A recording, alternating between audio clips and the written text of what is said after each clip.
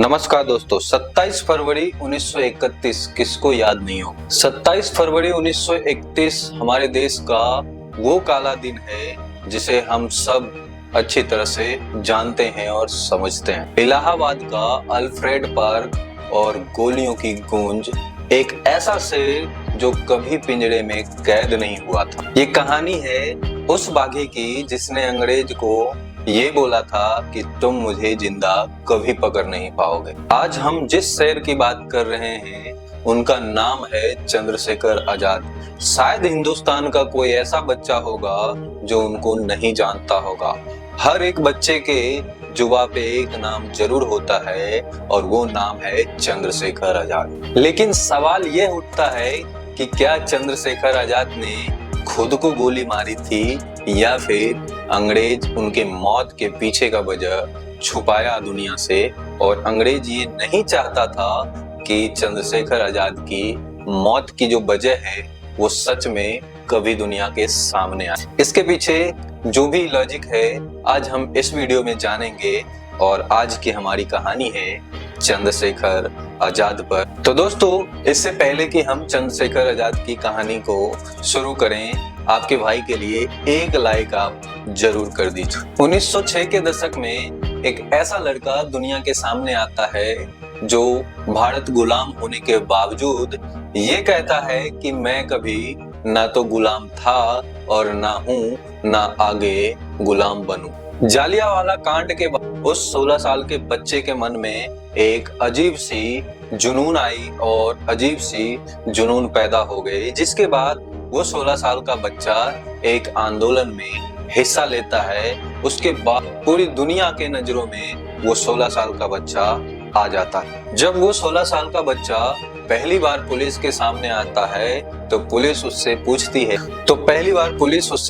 है कि तुम्हारा नाम क्या है। तो उस पे वो 16 साल का बच्चा जवाब देता है कि मेरा नाम आजाद है और मेरा पिता का नाम स्वतंत्र है और मेरा पता है जेल। वही दिन था जब चंद्रशेखर तिवारी से चंद्रशेखर आजाद। 27 फरवरी 1931 को जब चंद्रशेखर आजाद सुखदेव सिंह से मिलने अल्फ्रेड पार्क पहुंचे तो पुलिस उसको पहले से ही पार्क को घेर रखी। पुलिस पहले से ही वहां पहुंच चुकी थी और आजाद को पकड़ने के लिए पूरा नाकाबंदी कर चुका था। कुछ लोगों का ये भी कहना है कि अंग्रेजी पुलिस में कुछ ऐसे मुखबिर थे जो कि चंद्रशेखर आजाद की पल पल की रिपोर्ट दे रही। यहाँ तक कि पुलिस को उनकी पल पल की लोकेशन का पता था और पुलिस चारों तरफ से अल्फ्रेड पार्क को घेर रखा था और पुलिस बस इंतजार कर रही थी कि चंद्रशेखर आजाद आए और उन पे गोलियों की बारिश हो। लेकिन शायद हम लोग उस काले दिन को अभी भूल पाए हैं और वही हुआ जो पुलिस चाह रही थी। उसी दिन चंद्रशेखर आजाद सुबह 9 बजे अल्फ्रेड पार्क में पहुंचते हैं और चंद्रशेखर आजाद को पहुंचते ही वहां पे गोलियों की बारिश हो जाती है और वहां की आसमान धुएं से ढक जाता है और इतनी गोलियां चलती है कि वहां कुछ भी सुन पाना या समझ पाना किसी के लिए नामुमकिन था। उसे चंद्रशेखर आजाद अपने साथी को बचाते हुए मोर्चा संभालते हैं और जब चंद्रशेखर आजाद के पास लास्ट गोली बचता है तो वो गोली वो खुद पे चला लेते हैं और वो वीर गति को प्राप्त हो जाते हैं, यानी कि शहीद हो जाते हैं और तब से वो आज तक आजाद।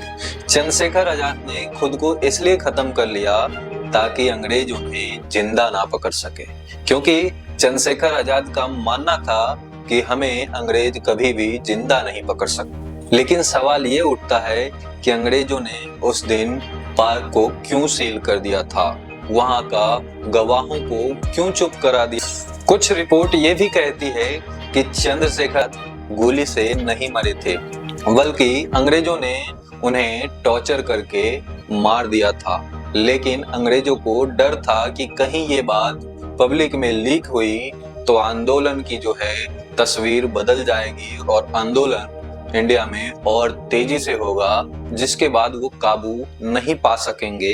यही डर के वजह से अंग्रेजों ने इस बात को छुपा दिया और सच को दबा दिया और चंद्रशेखर आजाद की मृत्यु को शहादत का नाम दे दिया गया। इलाहाबाद के कुछ बुजुर्ग आज भी ये कहते हैं कि जो उस दिन जितनी देर तक गोलियां चली थी पार्क में, वो सरकारी रिपोर्ट से मेल नहीं खाती। यानी उन बुजुर्गों का भी यही मानना है कि शायद उस दिन चंद्रशेखर आजाद गोली से नहीं बल्कि अंग्रेज जब उनको पकड़ लिया था तो उनके टॉर्चर से चंद्रशेखर आजाद की मृत्यु हो गई थी।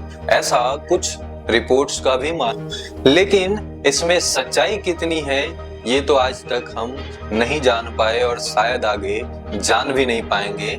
लेकिन ये जरूर है, चंद्रशेखर आजाद ने जो भारत के लिए योगदान दिया, सदियों तक उन्हें याद रखा जाएगा। ब्रिटिश फाइलों में चंद्रशेखर आजाद की मौत की दस्तावेज, आज भी कई दस्तावेज उन फाइलों से गायब हैं और उनकी खोज पूरी नहीं हो पाई क्योंकि दस्तावेज हमेशा के लिए गायब कर दिया है।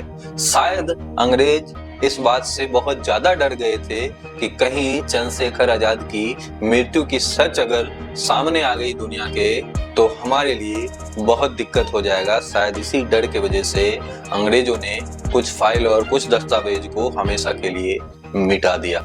चाहे वो आखिरी गोली चंद्रशेखर आजाद की खुद की थी या अंग्रेज की, लेकिन चंद्रशेखर आजाद इंडिया के इतिहास में हमेशा हमेशा के लिए दर्ज हो गए और इंडिया के लिए हमेशा वो अमर हो गए और आगे भी अमर रहे। और आज एफिल्ड पार्क को चंद्रशेखर पार्क के नाम से जाना जाता है। आज चंद्रशेखर पार्क उस दिन का गवाह बनकर खड़ा है जहाँ की मिट्टी के कण कण में ये सुनाई देता है, हम आजाद हैं, आजाद थे और आजाद रहे। तो दोस्तों, आज की हमारी वीडियो आप लोगों को अगर अच्छी लगी है तो अपने दोस्तों के साथ जरूर शेयर कीजिएगा और ऐसे ही वीडियो देखने के लिए हमारे चैनल को जरूर सब्सक्राइब करें। फिर मिलते हैं नेक्स्ट वीडियो में एक नई रोमांचक कहानी के साथ। तब तक के लिए आप लोगों से लेते हैं इजाजत। जय हिंद।